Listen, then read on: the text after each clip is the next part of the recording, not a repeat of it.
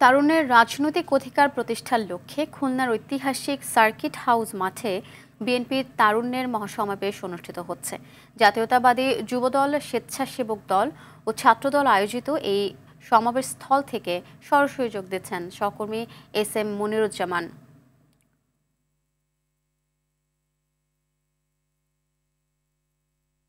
মনির,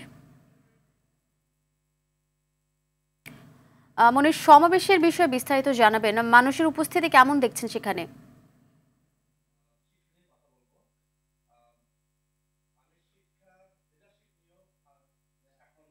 হ্যাঁ, আফসানা যেমনটা বলছিলেন, তরুণদের রাজনৈতিক ভাবনা নিয়ে খুলনায় কিন্তু 2 দিন ব্যাপী শ্রমিক ছাত্র দল, যুব দল এবং স্বেচ্ছাসেবক দলের কার্যক্রম শুরু হয়েছে। আজ প্রথম দিনেই কিন্তু খুলনা প্রেস ক্লাবের ব্যাংকুয়েট হলে সেমিনার চলছে। সেমিনারে ইতিমধ্যে কিন্তু সেমিনার প্রায় অনেক করণীয় বিষয় নিয়ে আলোচনা হয়েছে।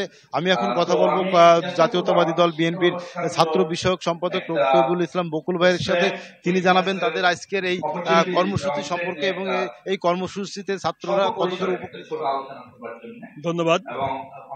ধন্যবাদ আরটিভিকে। আজকে সুন্দর অনুষ্ঠানে আমি প্রথমে একটি জিনিস আপনাদেরকে বলতে চাই, এটি ভিন্ন ধর্মী এটা একটা উপস্থাপনা। আমরা জানি গতানুগতিক ভাবে যারা আমরা রাজনীতি করি তারা অনেকটাই রাজপথ কেন্দ্রিক, রাজপথে মিছিল মিটিং এর মধ্যেই সীমাবদ্ধ থাকি।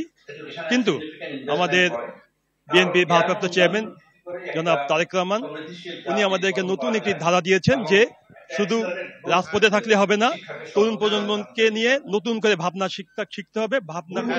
আপনারা যেমনটা শুনছিলেন, তরুণদেরকে নিয়ে নতুন করে ভাবতে হবে, এমনটাই কিন্তু আজকের এই সেমিনার থেকে বক্তারা বলেছেন। এই ছিল খুলনা থেকে সর্বশেষ তথ্য। ধন্যবাদ আপনাকে।